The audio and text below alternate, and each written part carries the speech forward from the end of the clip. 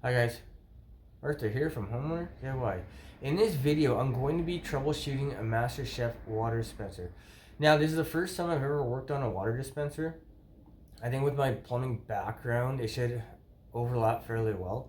But I'll take this thing apart, figure out where it's leaking from, and see if it is possible to fix. So with that in mind, we'll look at our setup. So this water dispenser here is leaking from down here. There's a tiny bit of rust that you can see. So this is a Master Chef. This one takes the, I think, 5-gallon, 18-liter big jugs of water. I've never worked on one of these things before, but having a plumbing background, I'm sure I can fix this. So what we'll do now is a tools list. Or this is the tools list for this job. So I have a flashlight. I'm not going to use a Phillips screwdriver. I'm going to use a cordless drill, but if you want to use a Phillips screwdriver, it may be better for you. Tin snips, a container for any water, a light, and then an extension cord to power up the unit to test and then to power the work light. Guys, this is a tools list for this job, so let's figure out where this water cooler is dripping from. Alright, for the front cover here, we have a Phillips screw here and a Phillips screw here. Now, this Phillips screw here can't be accessed because of the door. So there's a Phillips screw here that needs to be taken out.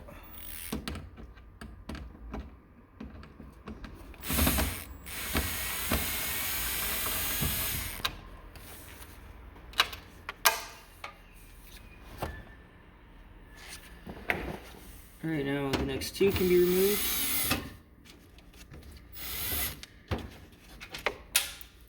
Now these screws look the same size. Always be aware of the sizes of the screws and the locations. Make sure that you put them all back in the same spot.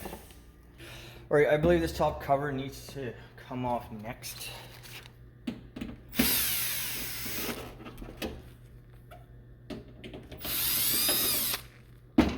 Once again, the screws are all the same.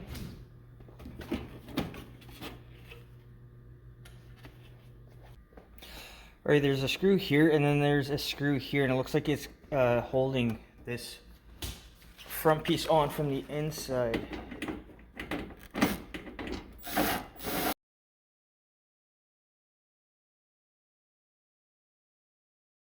Alright, so I've removed the one nut on this side, so this nut here I will remove on this side, and then I think these ends can be pulled off. Alright, I managed to remove the front cover. So I undid these two. I actually undid this one, but I think if you take these two off, then you can pull the front cover off. Now, there is a board on the back side here, and it's still plugged in. That's why I didn't remove the entire cover. So we see rust here, and then we see two broken zap straps here and water here, and I believe this is where it's leaking from. So I just noticed that this zap strap up here is broken as well. So I think what they do is they take this clear rubber or clear plastic, whatever it is, and then they just zap strap everything together. I mean, to me, it's a pretty hokey way to do this, but based on the wetness here, we see all the pooling over here. There is no dripping, no staining of water, anything over here. So what I believe is these broken zap straps are the problem. Alright, there's a materials list. So here is a bag of zap strap. These are 4-inch long. I think the most important thing here is to find something that is very thin, very small, just like the ones that you're removing. Don't buy something bigger because it may not tighten down well enough around something so small. But guys, this is our material list for this job. So let's fix this water cooler. I'm going to start in the back with this one here. You see the small one. The reason that I'm starting in the back is because I find it easier to start in the back and move your way forward, especially if you have obstacles when you put stuff back together. But put the zap strap in the same spot that it was before. You'll see the indentation.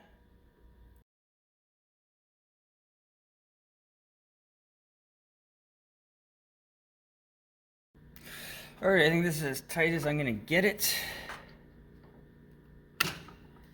Now, these two are discolored, so I think these are going to be on their way out here pretty quick as well. So I will replace them because we're already here.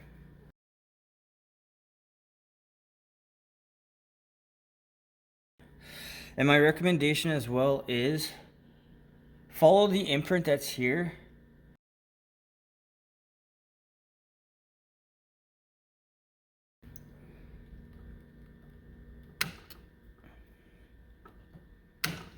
I actually don't even think it's a bad idea, like down here, if you throw in one extra zap strap. I don't think it's going to affect anything.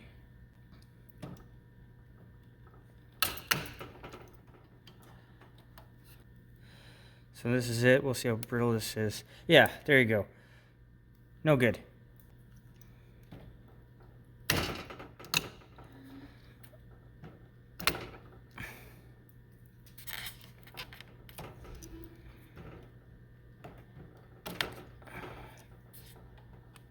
Now, when cutting off old zap straps, be sure that you don't nick this material, because if you do, I don't know how you're going to find any replacement.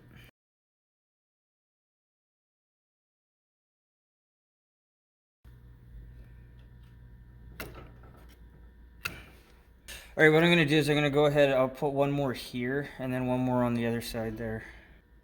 Alright, I put all those zap straps back in, tighten them down, and then I cut off the ends. So this valve here needs to be somewhat put back together. So there's the rubber is on this side, but the rubber's not on the other side. So if you guys are wondering what it looks like, that's what it looks like. So what I'm going to do is I'm going to put this in and then tighten it up. Now it's spring loaded, so you're going to have to push it and turn. Now one thing to keep in mind, this stuff is all plastic, so you can't be too aggressive about it.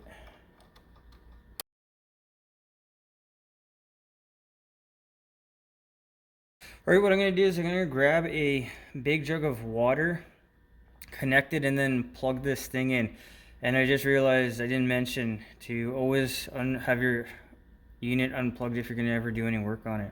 But I'll grab a jug of water, I'll connect it to the unit, and then I'll plug in the unit, pressurize the unit to make sure everything is good to go before putting everything back on. Alright, I'll go ahead, plug in the unit, and we'll see what happens.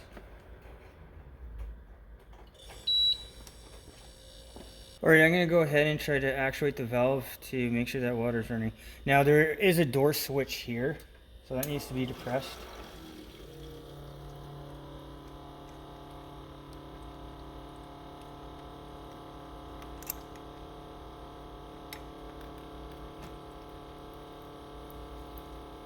So we have water coming out of there.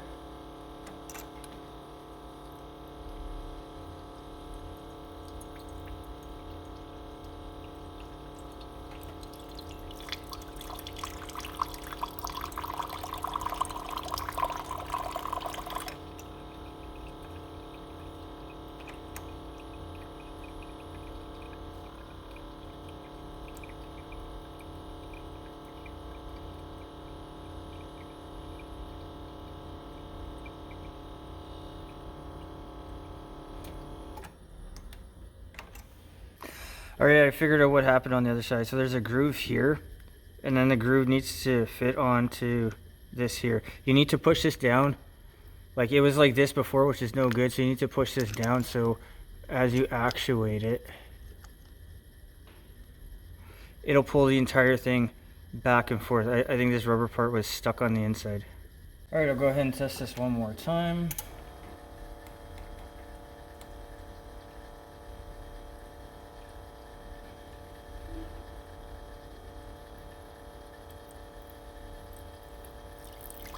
That's okay.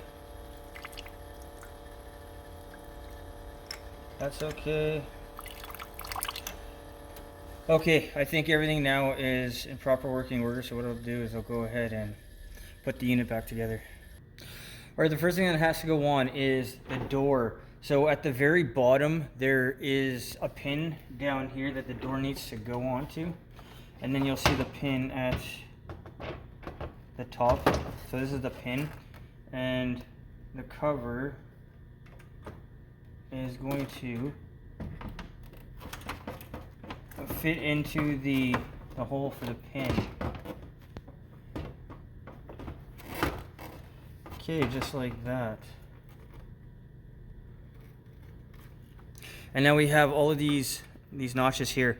So the cover is going to go in and then it's going to drop down.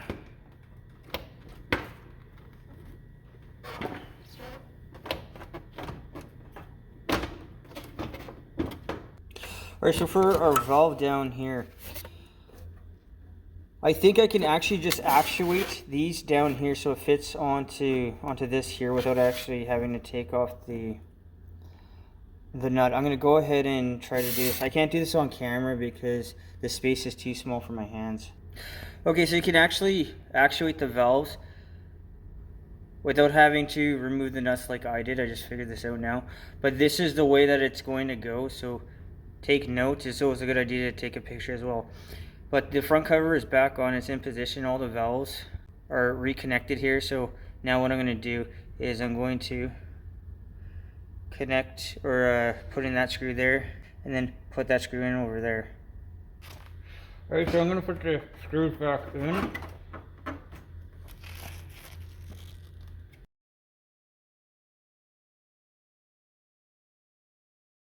Right now the top cover can be put back on. Alright, so the front end of the cover is going to fit underneath.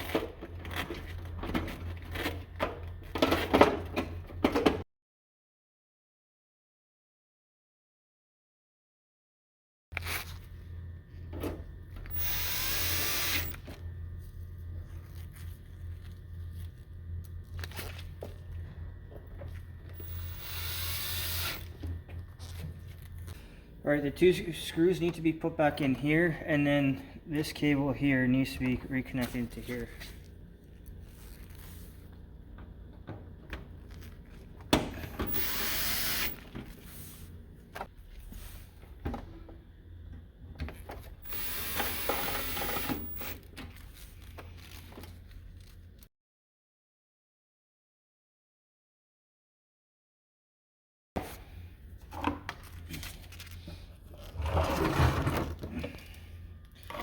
Alright, so we'll put everything back in.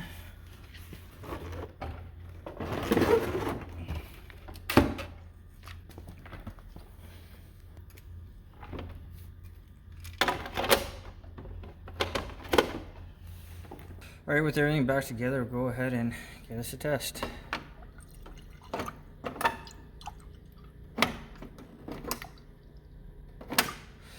Everything looks good.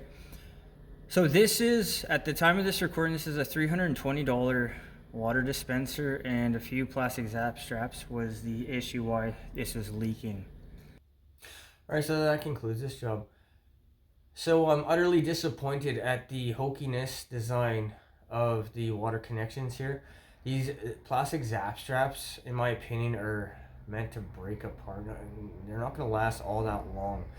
Even the zap straps that I have outside holding a screen or something on, every few months I have to replace it. Now, those ones are outside, but here, zap straps are just an all-around not a good way to put things together, at least long term. Now, one thing I will say is, if you want to go ahead and go to small steel gear clamps, I think that's going to be a better long-term solution than just replacing stuff with zap straps. The time on this job. The time was about 1.5 hours. I've never taken a unit like this apart before, so I had to figure out what I was doing. One other thing I will say is, if you see other zap straps that are discoloring, go ahead and replace them right away so you don't have to go ahead and take apart the unit all over again. The cost of this job. The zap straps were a whopping $7. Now, you can keep the zap straps for other stuff or for future troubleshooting of the units, but this is a cheap and simple fix. You just need a little bit of time and be willing to give it a shot, and I think you should be okay. This is not a difficult job. You just have to be prepared that you don't know how long it's going to take, and you may break stuff in the process. But if you can't fix it, then your water dispenser is hooped anyway. Guys, I hope you enjoyed the video. I hope you learned something. I hope something here is going to help you to fix your leaking water dispenser if and when the time comes. Guys, till next time, please hit the like button, subscribe, and I'll see you on the next project.